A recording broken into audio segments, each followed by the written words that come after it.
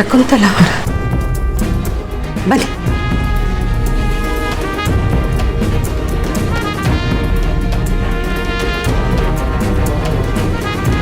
ಕೂತ್ಕೊ.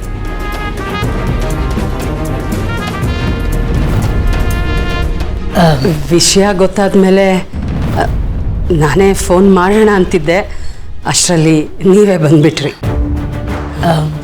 ಸ್ವಲ್ಪ ಪಾರ್ಥ ಮತ್ತು ಅಪೇಕ್ಷೆನ ಕರೀತೀರಾ? ಹಾಂ ಹಾಂ, ಕೂತ್ಕೊ.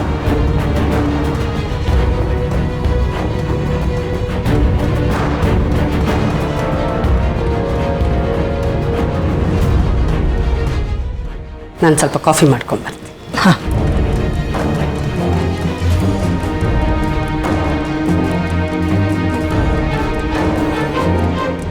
ಪಾರ್ಥ, ನಿನ್ನ ಮನಸ್ಸಲ್ಲಿ ಏನೂ ಇಟ್ಕೋಬೇಡ. ಅವನು ಮಾಡಿದ್ದು ಸರಿಯಲ್ಲ, ಅದು ಯಾರೂ ಒಪ್ಕೊಳ್ಳಲ್ಲ. ಹಾಗಂತ ನೀನು ಈ ರೀತಿ ದೂರ ಬಂದ್ಬಿಟ್ರೆ ಎಲ್ಲ ಸರಿ ಹೋಗತ್ತಾ? ದೂರ ಹೋಗಿದ ತಕ್ಷಣ ಸಮಸ್ಯೆ ಎಲ್ಲ ಪರಿಹಾರ ಆಗ್ಬಿಡತ್ತಾ? ಆ ರೀತಿ ಆಗಿದ್ದಿದ್ರೆ ಯಾರೂ ಜೊತೆಗೆ ಇರ್ತಾ ಇರಲಿಲ್ಲ. ಒಂದೊಂದ್ಸರಿ ಹೊಂದ್ಕೊಂಡು ಹೋಗ್ಬೇಕಾಗತ್ತೆ, ಆವಾಗಲೇ ಸಂಬಂಧ ಉಳ್ಕೊಳ್ಳೋದು. ಎಷ್ಟೇ ಕೋಪ ಇದ್ರೂ ಮನೆ ವಿಷಯ ಮನೆ ಒಳಗೆ ಕೂತ್ಕೊಂಡು ಬಗೆಹರಿಸ್ಬೇಕು. ಈ ರೀತಿ ಆಚೆ ತರಬಾರ್ದು. ನಾನು ನಿನ್ನ ತಾಯಿ ಕಣೋ, ನೀನು ಹುಡ್ಕೊಂಡು ಬಂದಿದ್ದೀನಿ. ಅವನನ್ನು ಬಿಡು, ನನ್ನ ಮಾತುಗಾದ್ರೂ ಬೆಲೆ ಕೊಡೋ. ನಿನ್ನ ಮನೆಗೆ ಬಾ ಪಾರ್ಥ, ಅದೇನೇ ಇದ್ರೂ ಮಾತಾಡಿ ಪರಿಹಾರ ಹುಡ್ಕೋಣ. ನೋ ಮಾಮ್, ಆ ಮಾತಿಗೆ ಬೇಡ. ಮನೆಯವ್ರು ಒಗ್ಗಟ್ಟು ಅನ್ನೋದು ಬರೀ ನಮಗೆ ಮಾತ್ರ ಇದ್ರೆ ಸಾಲದು ಮಾಮ್, ಅದು ಅವನಿಗೂ ಇರಬೇಕು. ಆದರೆ ಅವನಿಗೆ ಮನೆಯವ್ರಿಗೆ ಹಿಂಸೆ ಕೊಡೋದೇ ಮುಖ್ಯ. ಈಗ ನಾನು ಅಲ್ಲಿಗೆ ಬಂದ್ರೂ ಅವನು ಮತ್ತೆ ಅದನ್ನೇ ಮಾಡ್ತಾನೆ ಮಾವ್. ಮತ್ತೆ ಯಾಕೆ ಅಲ್ಲಿಗೆ ಬರ್ಬೇಕು ನಾನು? ಸುಮ್ಮನೆ ನಾನು ಅಲ್ಲಿಗೆ ಬರೋದು, ಮತ್ತೆ ನಮ್ಮ ಮಧ್ಯೆ ಜಗಳ ಆಗೋದು, ಕೂಗಾಟ ಕಿರ್ಚಾಟ ಎಕ್ಸ್ಟ್ರೀಮ್ಗೆ ಹೋಗುತ್ತೆ. ಮಾಮ್, ನಾನು ನಿಜವಾಗ್ಲೂ ಇಲ್ಲಿ ತುಂಬಾ ನೆಮ್ಮದಿಯಾಗಿದ್ದೀನಿ. ಪ್ಲೀಸ್ ನಾನು ಇಲ್ಲಿರೋಕ್ಕೆ ಬಿಟ್ಬಿಡು ಮಾಮ್. ಎಷ್ಟು ವಿಚಿತ್ರ ಅನ್ಸುತ್ತೆ, ನಿನ್ನ ಮನೆ ವಿಚಾರನ ಮನೇಲೇ ಇಟ್ಕೊ ಅಂತ ಹೇಳ್ತಾ ಇದೆಯಾ. ಆದರೆ ಅವನು ಮನೆ ವಿಚಾರನ ಟಿವಿ ಕ್ಯಾಮ್ರಾ ಮುಂದೆ ಕೂತ್ಕೊಂಡು ಮಾತಾಡಿದ್ದಾನೆ. ನಮ್ಮ ಮನೆ ವಿಚಾರನ ಪಬ್ಲಿಕ್ ಮಾಡಿದ್ದಾನೆ ಮಾಮ್. ಯಾರೋ ಬೇರೆಯವರೆಲ್ಲ ನಮ್ಮ ಬಗ್ಗೆ ಮಾತಾಡೋಕೆ ಆಗೋಯ್ತು. ಇದ್ರ ಮುಂದೆ ನಾನು ಮಾಡಿದ್ರೆ ಏನೂ ಇಲ್ಲ ಮಾಮ್. ಬರೀ ತನ್ನ ಸ್ವಾರ್ಥಕ್ಕೋಸ್ಕರ ಮನೆ ಅಂತನೂ ನೋಡಲಿಲ್ಲ, ಮನೆಯವ್ರಂತನೂ ನೋಡಲಿಲ್ಲ. ಇಂಥವನ ಜೊತೆ ನಾನು ಬಂದಿರ್ಬೇಕಾ ಮಾಮ್? ಒಂದು ವಿಷದ ಸರ್ಪನ ನಮ್ಮ ಜೊತೆ ಇಟ್ಕೊಂಡ್ರೆ ಏನಾಗುತ್ತೆ ಹೇಳು? ಏನಾಗುತ್ತೆ ಅಂತಲೇ ಹೇಳೋಕ್ಕಾಗಲ್ಲ. ನಾಳೆ ಬೆಳಗ್ಗೆ ಇಷ್ಟೊಂದು ಅಪಾಯ ಇದೆ ಅಂತ ಗೊತ್ತಿದ್ರು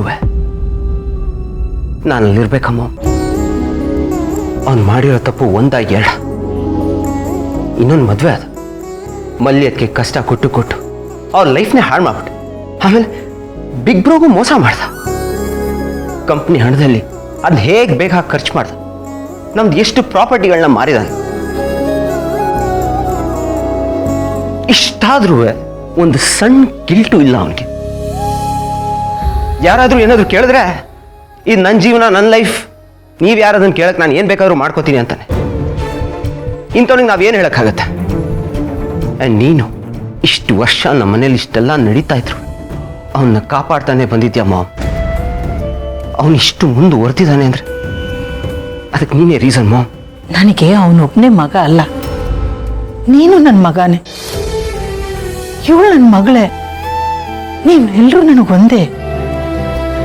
ಅವನು ತಪ್ಪು ಮಾಡಿದ್ರು ನನ್ನ ಮಗನೇ, ನೀನು ಕೋಪದಲ್ಲಿದ್ರು ನನ್ನ ಮಗನೇ.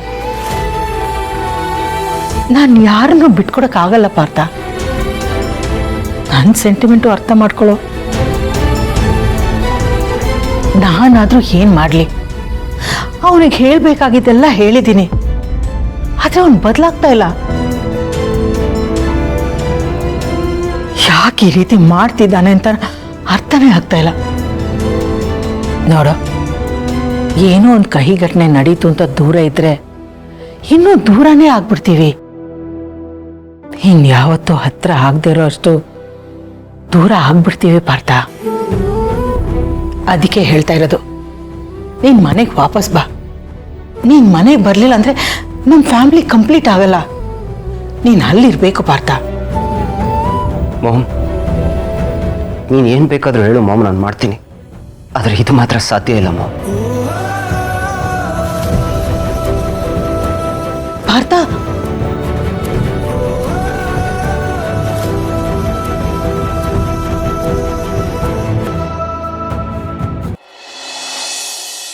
ಮಾಹಿ, ಪಾರ್ಥ ಮನೆಗೆ ಬರಲ್ಲ ಅಂತ ಹಠ ಮಾಡ್ತಿದ್ದಾನೆ. ನೀನಾದ್ರೂ ಒಂದು ಮಾತು ಹೇಳ್ಬಾರ್ದ? ಅವ್ನು ನಿನ್ ಮಾತು ಕೇಳ್ತಾನೆ. ಅಲ್ಲ ಮಾಮ್, ಅವನಷ್ಟು ನಿಷ್ಠೂರವಾಗಿ ಗೆಟ್ ಔಟ್ ಅಂತ ಹೇಳಿದ್ಮೇಲೂ ಮತ್ತೆ ಅವನ ಮನೆಗೆ ಬರ್ಬೇಕಾ? ಪಾರ್ಥ ಮಾತ್ರ ಅಲ್ಲ, ನಾನ್ ಕೂಡ ಈ ಲೈಫಲ್ಲಿ ಅವ್ನ ಮನೆಗೆ ಕಾಲಿಡಲ್ಲ. ಗೌತಮ್ ರೋಗೆ ನಾವೂನು ತಮ್ಮ ತಂಗಿ ತಾನೆ. ಅವನಿಗೆ ಮೋಸ ಮಾಡಿದ್ ಸಾಲ್ದು ಅಂತ ಈಗ ನಮಗೂ ಮೋಸ ಮಾಡ್ತಿದ್ದಾನೆ. ಅವ್ನ್ ಕೆಟ್ಟ ಬುದ್ಧಿಗೆ ಕೊನೆ ಅನ್ನೋದೇ ಇಲ್ವಲ್ಲ ಮಾಮ್. ಅವನಿಗಂತೂ ಯಾರು ಲೆಕ್ಕಕ್ಕಿಲ್ಲ. ಅವನ್ ಸ್ವಾರ್ಥ ಮಾತ್ರ ಅವ್ನ್ ನೋಡ್ತಾನೆ. ಇದೆಲ್ಲ ಗೊತ್ತಿದ್ರು ಆ ಮನೆಗೆ ವಾಪಸ್ ಬನ್ನಿ ಅಂತ ಕರಿತಿದ್ಯಲ್ಲ ಮಾಮ್. ನಾವಂತೂ ಯಾವುದೇ ಕಾರಣಕ್ಕೂ ಆ ಮನೆಗೆ ಬರಲ್ಲ. ಇಷ್ಟು ವರ್ಷ ನೀನ್ ಕೇಳಿದ್ರನ್ನೆಲ್ಲ ಮಾಡಿದ್ದೀನಲ್ಲ ಮಾಹಿ. ನಿನ್ನ ಆಸೆ, ನಿನ್ನ ಇಷ್ಟ ಯಾವುದಕ್ಕೂ ಇಲ್ಲ ಅಂತ ಹೇಳಿಲ್ಲ.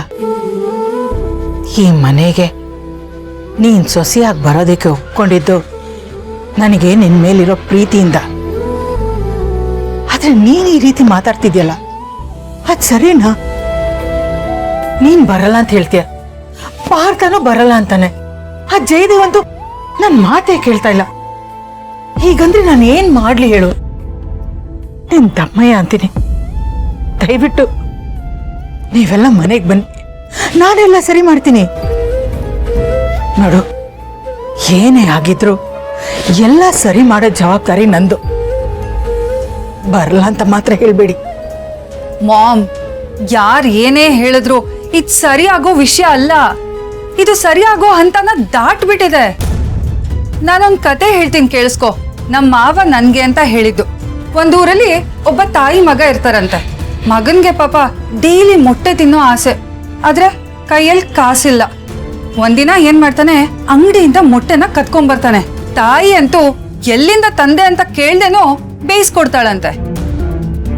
ಇದು ಹೀಗೆ ಮುಂದುವರಿತಾನೇ ಇತ್ತು. ಅವನ್ ಕದ್ದೆ ತರ್ತಾನೆ ಇದ್ದ, ತಾಯಿ ಬೇಯಿಸ್ಕೊಡ್ತಾನೆ ಇದ್ಲು. ಅವಳು ಯಾವತ್ತೂ ಎಲ್ಲಿಂದ ತಂದೆ ಅಂತ ಕೇಳಲೇ ಇಲ್ಲ. ಹಾಗಾಗಿ ಅವನ್ಗದು ತಪ್ಪು ಅಂತ ಅನ್ನಿಸ್ಲೇ ಇಲ್ಲ. ಕೊನೆಗದು ಹೇಗಾಯ್ತು ಅಂದ್ರೆ, ಮೊಟ್ಟೆ ಕದಿಯೋನು ಕೋಳಿ ಕದಿಯೋಕ್ ಶುರು ಮಾಡ್ದ. ಕೈಗೆ ಸಿಕ್ಕಿದ್ನೆಲ್ಲ ಕದಿಯೋಕ್ ಶುರು ಮಾಡ್ದ. ಕದಿಯೋದೇ ಅವ್ನ್ ಲೈಫ್ ಸ್ಟೈಲ್ ಆಗೋಯ್ತು.